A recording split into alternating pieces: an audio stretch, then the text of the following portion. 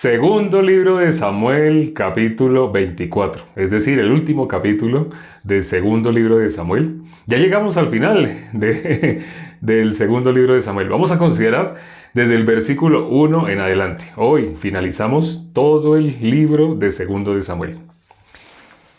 Dice el versículo 1: Volvió a encenderse la ira de Jehová contra Israel e incitó a David contra ellos a que dijese: Ve, haz un censo de Israel y de Judá.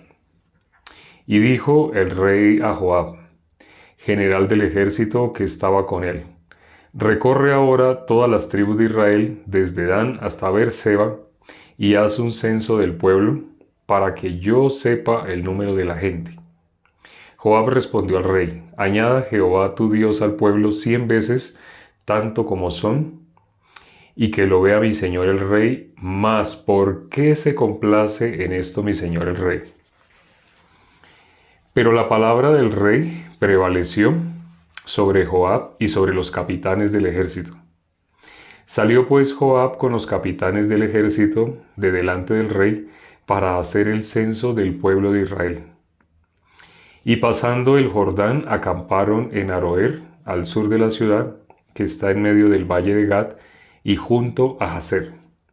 Después fueron a Galaad y a la tierra baja de Otzi, y de allí a Danyán y a los alrededores de Sidón. Fueron luego a la fortaleza de Tiro y a todas las ciudades de los heveos y de los cananeos, y salieron al Negev de Judá de Beerseba. Después que hubieron recorrido toda la tierra, volvieron a Jerusalén al cabo de 9 meses y 20 días. Y Joab dio el censo del pueblo al rey, y fueron los de Israel 800,000 hombres fuertes que sacaban espada, y los de Judá 500,000 hombres. Después que David hubo censado el pueblo, le pesó en su corazón, y dijo David a Jehová: Yo he pecado gravemente por haber hecho esto. Mas ahora, oh Jehová, te ruego que quites el pecado de tu siervo, porque yo he hecho muy neciamente. Y por la mañana, cuando David se hubo levantado, vino palabra de Jehová al profeta Gad, vidente de David, diciendo: Ve y di a David: Así ha dicho Jehová, 3 cosas te ofrezco. Tú escogerás una de ellas para que yo la haga. Vino pues Gad a David y se lo hizo saber, y le dijo: ¿Quieres que te vengan 7 años de hambre en tu tierra? ¿O que huyas 3 meses delante de tus enemigos y que ellos te persigan? ¿O que 3 días haya peste en tu tierra? Piensa ahora y mira qué responderé al que me ha enviado. Entonces David dijo a Gad: En grande angustia estoy. Caigamos ahora en mano de Jehová, porque sus misericordias son muchas, mas no caiga yo en manos de hombres. Y Jehová envió la peste sobre Israel desde la mañana hasta el tiempo señalado, y murieron del pueblo desde Dan hasta Beerseba 70,000 hombres. Y cuando el ángel extendió su mano sobre Jerusalén para destruirla, Jehová se arrepintió de aquel mal, y dijo al ángel que destruía al pueblo: Basta ahora, detén tu mano. Y el ángel de Jehová estaba junto a la era de Arauna, Jebuseo. Y David dijo a Jehová, cuando vio al ángel que destruía al pueblo: Yo pequé, yo hice la maldad. ¿Qué hicieron estas ovejas? Te ruego que tu mano se vuelva contra mí y contra la casa de mi padre. Y Gad vino a David aquel día y le dijo: Sube y levanta un altar a Jehová en la era de Arauna Jebuseo. Subió David conforme al dicho de Gad, según había mandado Jehová. Y Arauna miró y vio al rey y a sus siervos que venían hacia él. Saliendo entonces Arauna, se inclinó delante del rey rostro a tierra. Y Arauna dijo: ¿Por qué viene mi señor el rey a su siervo? Y David respondió: Para comprar de ti la era, a fin de edificar un altar a Jehová, para que cese la mortandad del pueblo. Y Arauna dijo a David: Tome y ofrezca a mi señor el rey lo que bien le pareciere. He aquí bueyes para el holocausto y los trillos y los yugos de los bueyes para leña. Todo esto, oh rey Arauna, lo da el rey. Luego dijo Arauna al rey: Jehová tu Dios te sea propicio. Y el rey dijo a Arauna: no, sino por precio te lo compraré, porque no ofreceré a Jehová mi Dios holocaustos que no me cuesten nada. Entonces David compró la era y los bueyes por 50 siclos de plata. Y edificó allí David un altar a Jehová y sacrificó holocaustos y ofrendas de paz, y Jehová oyó las súplicas de la tierra y cesó la plaga de Israel. Jehová oyó las súplicas de la tierra. ¿Nosotros de qué fuimos hechos? Fuimos hechos del polvo de la tierra. ¿Por qué David pudo darse cuenta que había pecado contra Dios al haber hecho el censo? ¿Por qué David pudo descubrir, darse cuenta? Él pecó al haber hecho ese censo. ¿Qué fue lo que hizo que él pudiera darse cuenta? Eso que estaba haciendo era aborrecible para Dios. ¿Alguien sabe? ¿Alguien ha pensado en esta parte? ¿Por qué? ¿Por qué hacer un censo es motivo de tan gran castigo? Escucho respuestas.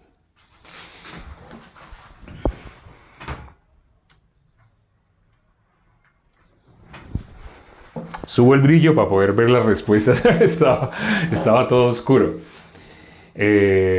Desconfianza. Dios había dicho, ciertamente hay algo de desconfianza. Hizo lo que le parecía por querer compararse a Dios, porque él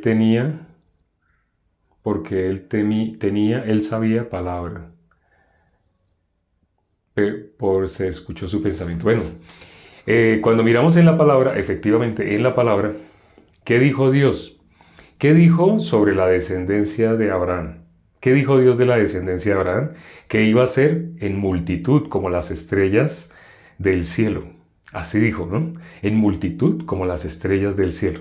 Entonces, y como la arena del mar, que de la multitud que hay no se puede contar. Así dijo Dios. Dios dijo, de la multitud de tantos que son, así como la arena del mar, no se va a poder contar. Pero el ser humano quiere tener todo bajo control. No sé si se acuerdan de Ananías y Zafira. Sí se acuerdan de Ananías y Zafira, ¿no? Aparece en Hechos. Miramos cuando ellos, dice que toda la iglesia estaba unánime. Todos tenían un mismo corazón. Y todos tenían todas las cosas en común. Esa era la iglesia primitiva. Esa fue la primera que se llamó iglesia. La primera que fue conocida como iglesia cristiana. Hebreos 11:26. A los cristianos, a los discípulos, a los que anunciaban a nuestro Señor Jesucristo, se les llamó por primera vez cristianos. Sí, en Antioquía. Es la primera vez que aparece esa expresión. Como cristianos a los que hablan de Cristo. Pero entonces, en esa época, ¿cómo vivía? ¿Cómo era la iglesia primitiva? Todo lo tenían en común. Todo. Por eso, Ananías y Zafira, ellos, queriendo unirse al mismo corazón que todos tenían, ellos vendieron así su terreno, vendieron así su tierra, pero ellos guardaron una parte. No hay problema. Ahora, no se asusten, no se asusten por esto que aparece con Ananías y Zafira. Vamos a explicarlo en detalle. Ellos guardaron una parte, pero cuando fueron a Pedro, le dijeron: aquí está todo lo de nuestra heredad. Ya vendimos, nos quedamos sin nada, no hay nada. Aquí está todo, 100%. ¿Era verdad? Era mentira. Lo que Pedro le dijo fue: ¿por qué has tentado al Espíritu de Dios? No has mentido a los hombres, sino a Dios. Así le dice el apóstol Pedro. Les dice así, y por lo tanto a uno, primero entró el esposo y ahí mismo cayó, de una sola murió, instantáneamente murió. Pero después vino la esposa y le preguntó Pedro a la esposa: ¿ustedes trajeron el 100% de lo que vendieron, así su tierra? ¿Sí trajeron el 100%? Sí, trajimos todo, no quedó nada, así todo. Era mentira, pero ellos estaban tratando de hacer dos cosas. Como dicen por ahí, estaban tratando de matar dos pájaros de un solo tiro. ¿Qué estaban tratando de hacer? Estaban tratando de agradar a Dios y de agradar a los hombres. Es decir, ellos tenían, como dicen, su as bajo la manga. Ellos guardaron su as bajo la manga. Cuando una persona se comporta de esa manera, esa persona usa de astucia. Ellos usaron astucia. No se dieron cuenta, pero ¿a quién estaban queriendo engañar? Al Espíritu de Dios. Muy diferente a lo que sucedió con los jebuseos. No sé si se acuerdan. Los jebuseos que Saúl mató de una manera cruel y que después David tuvo que dar los 5 hijos de Mical. No sé si se dieron cuenta, eso lo leímos hace poco. Dio siete hijos de Saúl, o sea, descendientes de Saúl. A Mefiboset no, porque venía de Jonatán y porque había hecho un pacto con Jonatán. Pero en los jebuseos, no sé si se acuerdan cómo se hicieron parte del pueblo de Dios, cómo se unieron con el pueblo de Dios. Ellos se fingieron extranjeros y de tierras muy lejanas, pero ellos eran vecinos, inclusive se vistieron con ropa rota, remendada, recocida, y llevaron calzado viejo y llevaron así pan mohoso. Pero cuando se presentaron delante de Josué, ¿qué dijeron? Nosotros venimos de tierra muy lejana, mire el pan de nosotros ya como viene, imagínense. Así de lejos en la tierra que mire ya el pan, ¿sí ve? Y mire nuestros calzados. Cuando salimos estaba nuevo el calzado y la vestimenta estaba nueva. Ya sabemos, en el caso de ellos usaron de astucia. En el caso de Ananías y Zafira, ellos también usaron de astucia. Con Ananías y Zafira no dice que usaron astucia, pero usaron astucia. En el caso de los jebuseos, sí dice que usaron de astucia. ¿Cuál es la diferencia en el caso de los jebuseos y en el caso de Ananías y Zafira? En el caso de Ananías y Zafira, ¿a quién querían engañar? A Dios. Querían engañar a Dios. En el caso de los jebuseos, ellos sabían perfectamente que Dios estaba con el pueblo de Israel. Y ellos querían pertenecer al pueblo de Israel. Ananías y Zafira ya eran parte de la iglesia, pero siendo parte de la iglesia no medían las consecuencias de tratar a Dios como si fuera un hombre. A Dios nadie lo puede engañar, dice la palabra. A Dios nadie se puede burlar de Dios. Eso es lo que sucedió con Ananías y Zafira. Ellos usaron de astucia, sí, los jebuseos también. En el caso de los jebuseos, ¿para qué usaron de astucia? Para unirse con Dios. Hace poco hicimos un video donde explicamos sobre la astucia, la diferencia entre astucia y sabiduría. Y ahí nombramos, ciertamente, si una persona ha usado la astucia para unirse con Dios, para llegar a ser uno solo con Dios, Dios eso lo desaprueba, no lo desaprueba. Por eso dice la Biblia, como engañadores, pero veraces. Así dice la Biblia, ¿no? No sé si se acuerden. ¿Por qué? ¿De quiénes habla como engañadores? Hago esta pregunta. Pregunta. ¿Por qué en la Biblia dice, o de qué personas habla? ¿De qué personas está hablando cuando dice como engañadores, pero veraces? ¿De quiénes está hablando? De los justos. Está hablando de los justos. Para quienes no sepan, y entrando en contexto con las personas que de pronto no conocen, bíblicamente los justos son los que conforman la iglesia. Cuando nuestro Señor Jesucristo vino por pecadores, porque los únicos que pueden ser justificados son los pecadores. Un justo no puede ser justificado porque el justo ya es justo. Un vaso que esté lleno no puede volverse a llenar. Para que se llene tiene que estar desocupado.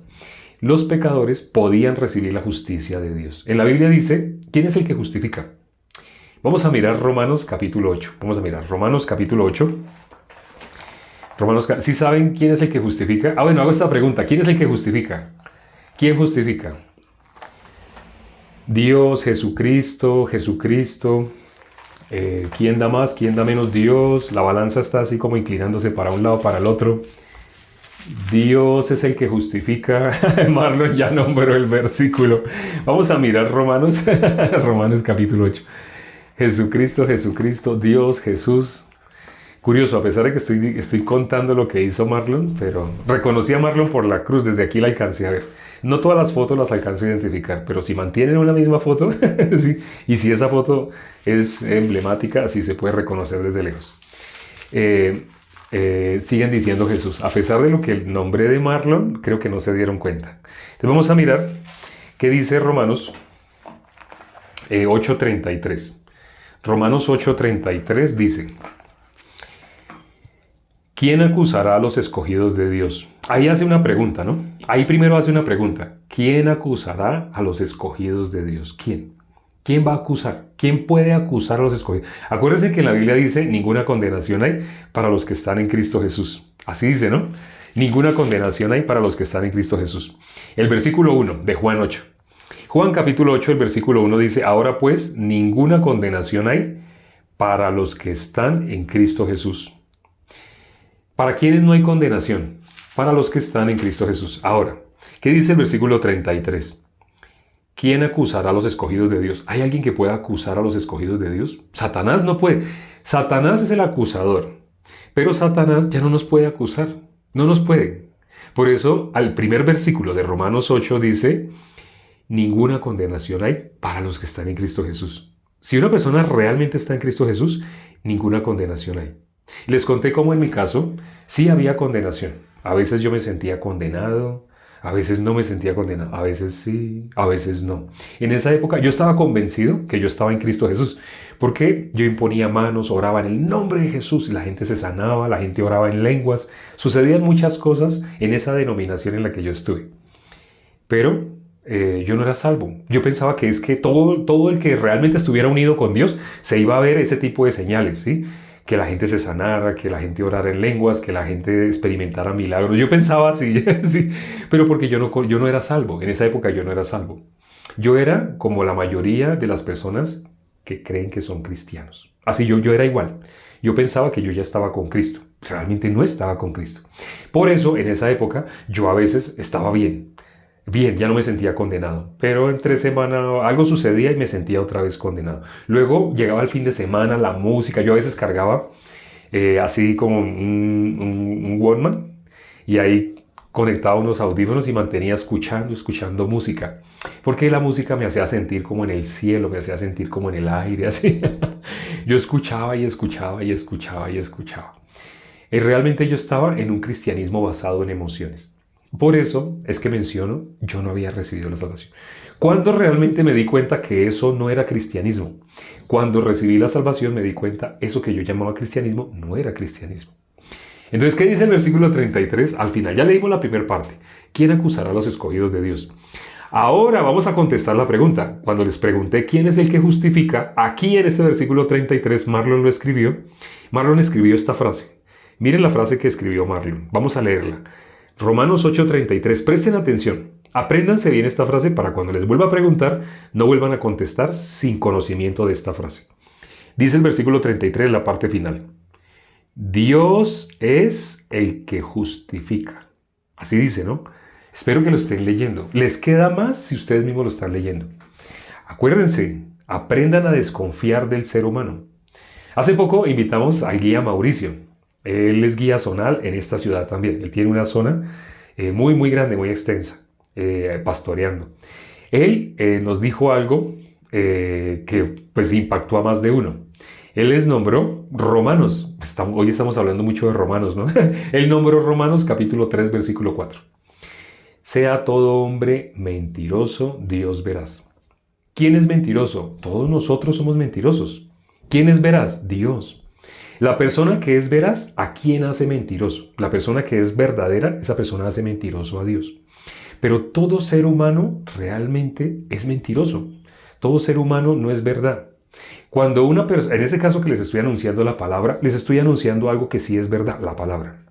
Pero no confíen en mí. Ustedes van a encontrar muchas personas que tienen títulos, le dicen apóstol, les dicen doctor en divinidades. Hay ese título. No sé si han visto, ustedes van a librerías supuestamente cristianas, y ustedes ven al final de los libros aparece una reseña de quién hizo ese libro. Y ahí aparece la foto, a veces aquí aparece en esta parte de la tapa, y aparece la foto y ustedes lean. Y dice quién es, dice que es, no sé, apóstol yo no sé qué, doctor en divinidades. En ese momento, en esa época, hay personas que tienen supuestamente ese título, doctor en divinidades.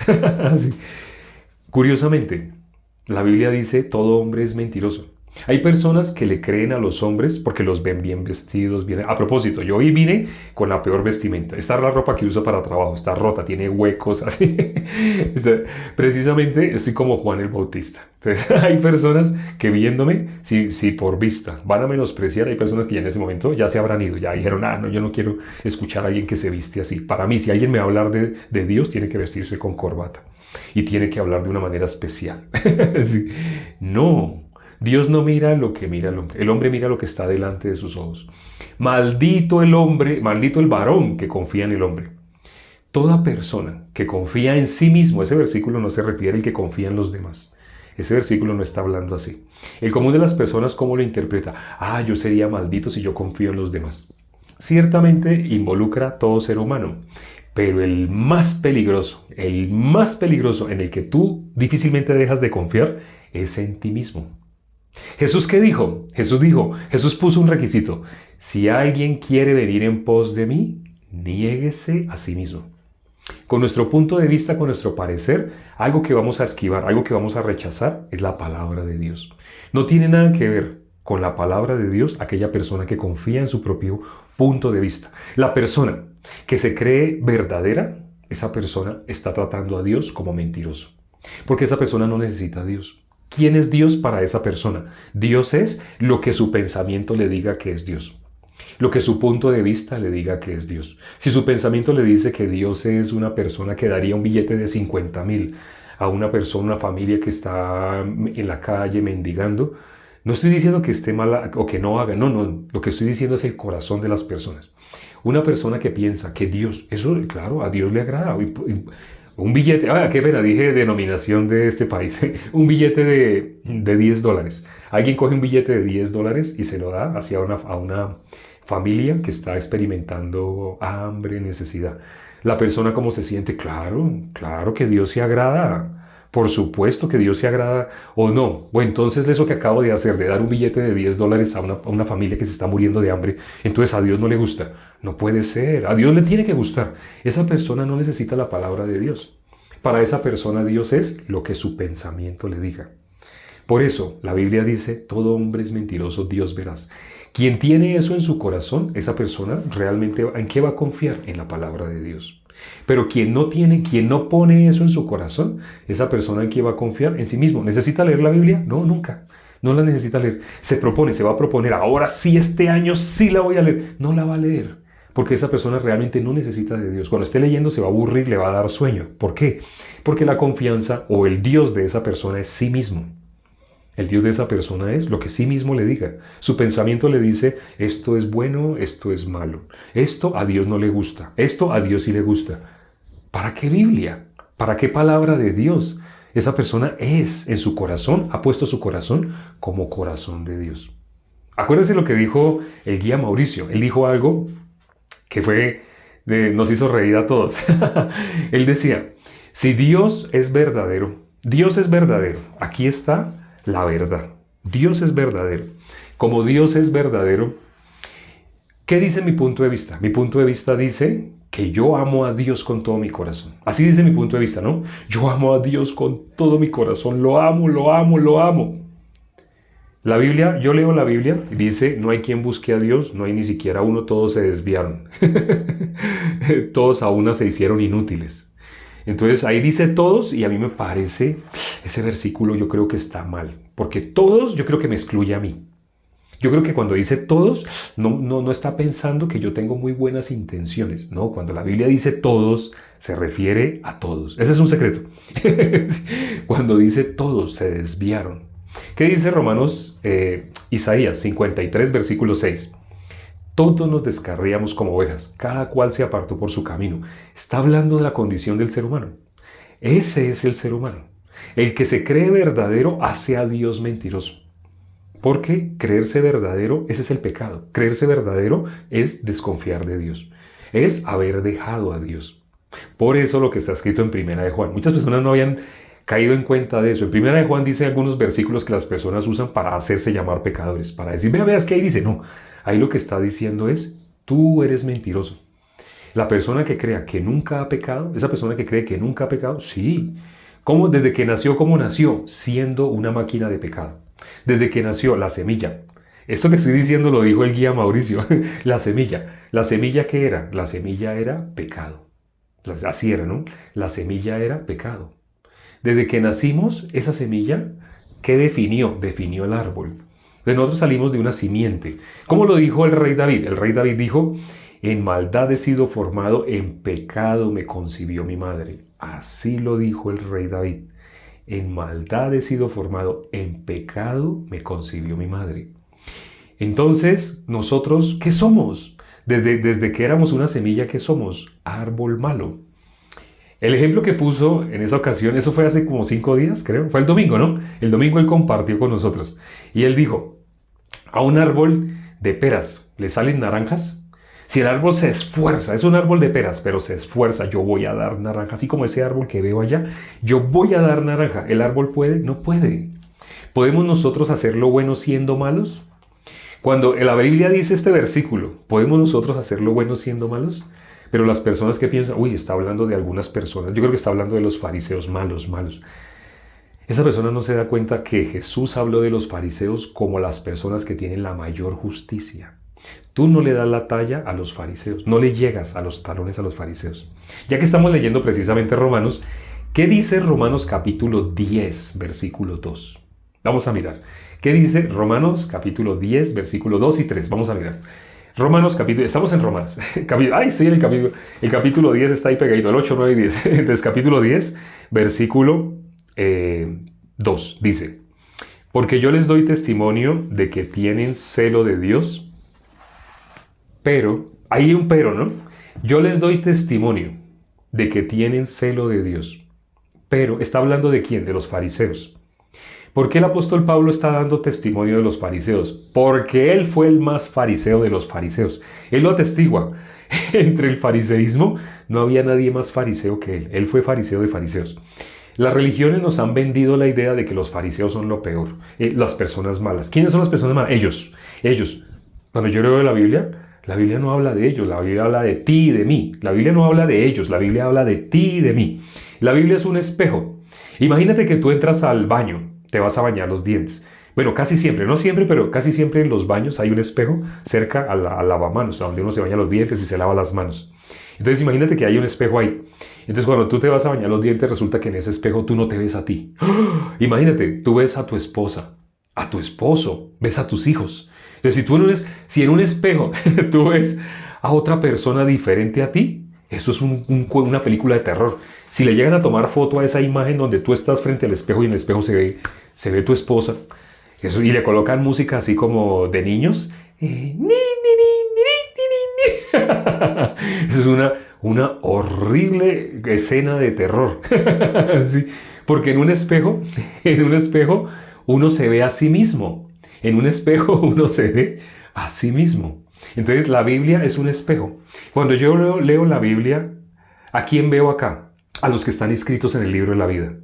Cuando veo la Biblia, yo veo a los que están inscritos en el libro de la vida. Si cuando estoy viendo la Biblia veo la maldad, ay, sí, Dios mío, ese soy yo. ¿Quién dijo así? Pequé. Hoy lo leímos en el capítulo 24. ¿Quién dijo pequé contra Dios? ¿Quién se pudo ver acá? David. La persona que se ve inscrita acá, sí, va a haber maldad, va a haber cosas horribles. Pero hay personas que ven cosas horribles como viendo a otras personas en el espejo. La Biblia es un espejo, es para que nos veamos. Pero hay personas que al leer la Biblia ven, uy, ellos, los fariseos, los que hicieron, los que dijeron, usted no, si usted estuviera en la época de nuestro Señor Jesucristo, usted no hubiera gritado, crucifícalo. No, yo no. Entonces usted no está escrito en el libro de la vida. Estar escrito en el libro de la vida, ¿qué es? Aquí aparecen unas personas que gritaron, crucifícalo, gritaban con furia. Esas personas están escritas en el libro de la vida. ¿Sí, ese es el libro de la vida. ¿Sí sabían? Sí. ¿Qué personas están escritas acá? Las personas que se pueden ver acá en la Biblia. No las personas que ven a su esposa, a sus hijos, a su mamá, a su suegra. Sí. No las personas que ven así. Las personas que cuando leen la Biblia se ven a sí mismos. Hay un señor que él hace como 5 años contó su testimonio y me impactó el testimonio. Porque él contó cómo fue que él recibió la salvación. Cuando estaban hablando de Barrabás. Barrabás era malhechor. La Biblia habla, era un malhechor. Él que era ladrón. Él cómo vivía haciendo fechorías. Pero Barrabás cambió, Jesús, nuestro Señor Jesucristo, cambió de lugar con él. Él iba a ser crucificado. Barrabás iba a ser crucificado. Pero nuestro Señor Jesucristo llegó y cambió de lugar por él. El que fue crucificado fue nuestro Señor Jesucristo para que Barrabás fuera libre. Cuando le explicaron el Evangelio a través de la historia de Barrabás, esa persona llegó y se vio a sí mismo. Se vio a sí mismo en Barrabás y lloró. Esa persona lloró. Yo soy Barrabás. Yo merecía ir a la condenación. Yo merecía ser crucificado. Yo merecía ir a la destrucción. Yo iba camino a la destrucción. Pero mi Señor Jesucristo cambió de lugar conmigo. Él pagó el precio que yo debía pagar. Él murió en lugar mío. Él se hizo pecado, siendo sin pecado, se hizo pecado por mí. Cuando la persona nos contó su testimonio, nosotros quedamos, ¿y qué pensamos? Nos miramos uno a otro, porque habíamos varias personas ahí. ¿Y sabe qué dijimos?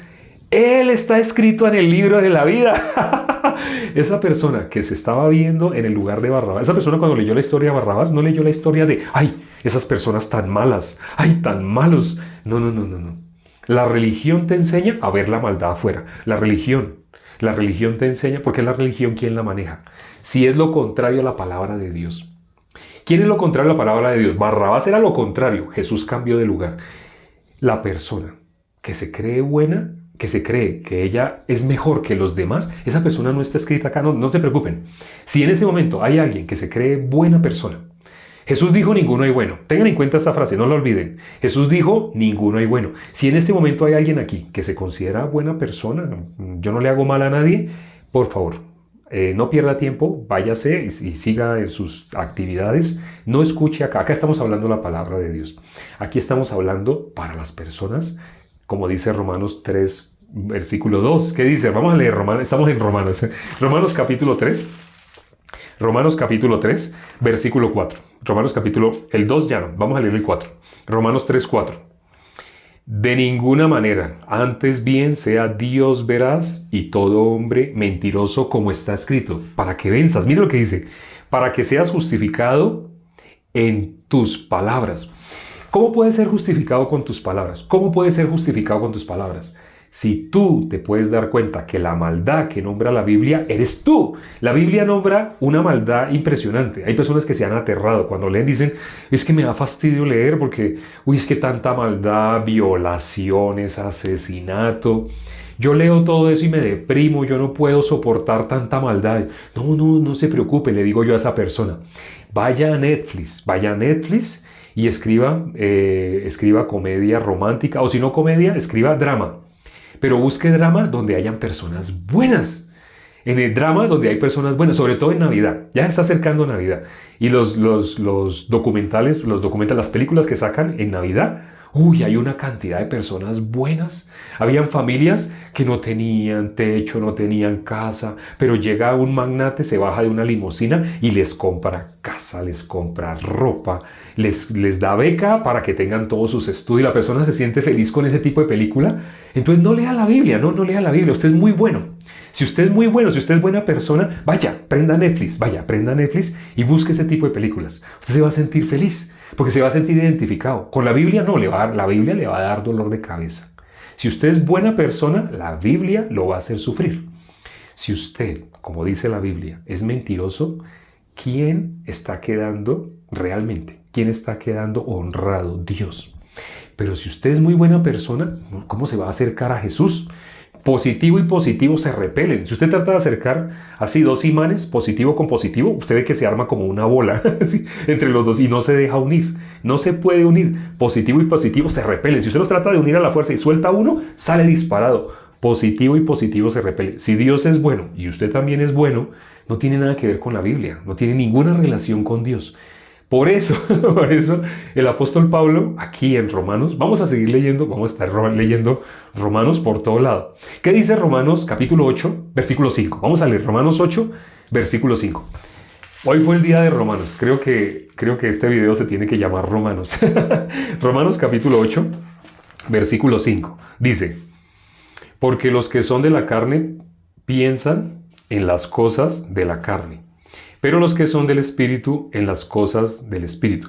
Porque el ocuparse de la carne es muerte, pero el ocuparse del Espíritu es vida y paz. Por cuanto los designios de la carne son enemistad contra Dios, porque no se sujetan a la ley de Dios, ni tampoco pueden. Hay una enemistad. ¿Entre qué cosa hay enemistad? Entre tus pensamientos. Hay personas que piensan, cuando piensan la palabra carne, solamente se imaginan lo que llamamos carnicería. O sea, que bota sangre. Solo pensamos eso, carne. Tus pensamientos. ¿O qué le dijo Dios? Hoy leímos el último capítulo del segundo libro de Samuel. ¿Y qué le dijo Dios al final? No sé si se acuerdan lo que dice el último versículo. Vamos a leer ese último versículo de segundo de Samuel, capítulo 24. El último versículo, ¿qué dice? Dice: y edificó allí David un altar a Jehová, y sacrificó holocaustos y ofrendas de paz, y Jehová oyó las súplicas de la tierra. Espere, lo que está diciendo aquí es que David ofreció holocausto, hizo un altar, y Dios oyó las súplicas ¿de quién? Dios oyó las súplicas de la tierra. Suena raro, ¿no? ¿La tierra habla? ¿Acaso la tierra tiene boca para hablar? Tú fuiste hecho del polvo de la tierra. Satanás sí fue hecho de zafiro, de diamante, de esmeralda, de rubí, de piedras preciosas. De eso fue hecho Satanás. Pero tú fuiste hecho de lo más insignificante. Cuando tú barres tu casa, entonces de pronto entre el polvo tú encuentras algo, un anillo. A alguien se le perdió. Hace tiempo que estaban buscando un anillo y estaban barriendo y encontraron un anillo. Es un anillo de oro. Y vea el anillo de mi abuelita. Alguien lo encontró, lo lava. ¿Por qué lo lava? ¿Por qué no le deja el polvo? No, porque hay que quitarle el polvo. ¿El polvo qué es? Sucio, mugre. ¿No sabe que en el polvo se esconden los ácaros? Las personas se enferman por el polvo. En el polvo están las bacterias, está todo lo dañino, lo destructivo, lo malicioso para el cuerpo, para el ser humano. Un virus, algo tan miniatura, tan pequeñito, puede matar a un ser humano. Sí. Algo tan pequeñito, ¿dónde se esconde? En el polvo. Entonces sacas ese anillo, lo lavas, pero ¿qué haces con el polvo? El polvo lo metes en un frasco y lo enmarcas, lo colocas en un altar para que todo el mundo mire el polvo que tú barriste. El polvo la gente lo bota, porque el polvo es nocivo, es destructivo, es dañino. El polvo contamina. Todo lo que sale de ti contamina. Jesús lo dijo. Lo que contamina al hombre no es lo que entra a la boca del hombre. Lo que contamina al hombre es lo que sale de la boca del hombre, porque del corazón del hombre sale. Cuando el hombre no mira lo que está escrito en la palabra, ¿qué va a salir? Mirad a mí todos los términos de la tierra y sed salvos. Pero cuando el hombre no mira la palabra de Dios, lo que va a salir es su pensamiento, su punto de vista, carne. Solo va a salir carne. No se sujetan a la ley de Dios ni tampoco pueden. ¿Por qué? Porque están procurando establecer su propia justicia. Vamos a leer Romanos capítulo 3. Vamos a leer ya un último versículo, Romanos capítulo 3. Estamos en Romanos. Romanos capítulo 3, versículo 5. Miren lo que dice el versículo 5. Y si nuestra injusticia hace resaltar la justicia de Dios, ¿qué diremos? Si nuestra ¿qué? Dice, si nuestra injusticia hace resaltar la justicia de Dios. ¿Qué enseñan las religiones? Que si tú te quieres mostrar ante la sociedad como cristiano, tú tienes que mostrar tu justicia. Tienes que mostrarte como la persona que ayuna, que madruga, que se arrodilla frente a una silla para orar y orar por mucho tiempo. ¿Qué le estás mostrando a los demás? ¿Qué enseñan las religiones? Muestre a los demás su justicia. Así le enseñan las religiones. Muestre su justicia. Pero ¿qué enseña la palabra de Dios? ¿Qué cosa hace resaltar a Dios? ¿Tus justicias hacen resaltar a Dios? Entre las religiones, sí. Entre las religiones, si tú muestras que tú oras 1 hora, 2 horas, o sea, todo el mundo se da cuenta, uy, mire, pues ya va arrodillado 2 horas. Si tú haces eso delante de los hombres, la gente va a ver, con tu justicia, la gente está viendo a tu Dios. Pero el Dios de la Biblia, ¿cómo sobresale? Con tu injusticia. Tus injusticias, ¿qué es lo que dejan ver tus injusticias? La justicia de Dios. ¿Dónde se pueden ver los diamantes? Los diamantes resplandecen con luz. Cualquier rayo de luz lo multiplican como un prisma. Pero ¿dónde resplandecen los diamantes? Si tú los colocas sobre un tapete negro, oscuro. Así es la palabra de Dios. ¿Dónde resplandece la palabra de Dios? En la oscuridad. ¿Dios dónde resplandece? En las tinieblas. La luz. ¿La luz brilla donde hay más luz? No. La luz resplandece en las tinieblas. Tú eres la luz de este mundo. si te has visto en la palabra de Dios. Y si quieres saber cómo es verse en la palabra de Dios, mira este video desde el comienzo, porque ya de eso lo hemos hablado. Este video, si quieres ver la repetición, lo puedes encontrar en YouTube. Ya en aproximadamente una hora lo vas a ver allá. Allá lo editamos. Dentro de poco me van a quitar acá la cabeza así, aquí. Y solamente va a salir esta parte, así sale horizontal. Lo van a ver en YouTube. Míralo allá. Dentro de una hora puedes compartirlo, puedes volver y tomar notas si algún versículo se te escapó. Vamos a orar ya para terminar. Padre, gracias por este tiempo que nos permites para considerar tu palabra. Gracias por las personas que han escuchado por primera vez la predicación de la palabra sin ninguna pretensión. Totalmente opuesto a lo que hacen las religiones. Las religiones van a decir a nuestra carne lo que nuestra carne desea. Parece que van a hablar del espíritu. No, llaman espíritu a las cosas de la carne. A que tú tengas y lo que tú deseas y lo que tú quieres alcanzar, pero no te hablan de a dónde está yendo tu alma por tú creerte pecador. Permite, Padre, que las personas se puedan dar cuenta que si han estado hasta este momento creyendo que son pecadores, o si hace 6 meses, no sé, cuando conocieron este perfil, hasta ese momento se conocían como pecadores, ¿dónde habían estado congregándose? ¿Era iglesia donde se estaban congregando? De ninguna manera. Permite, Padre, que tengan la sensibilidad y que puedan escoger entre ti y la carne. Si hay 2 señores, no se puede servir a los 2. O sirven a la carne, a sus pensamientos, a su punto de vista, a la tradición, a lo que llevan años haciendo, o te sirven a ti. Hemos orado en el nombre de nuestro Señor Jesucristo. Amén.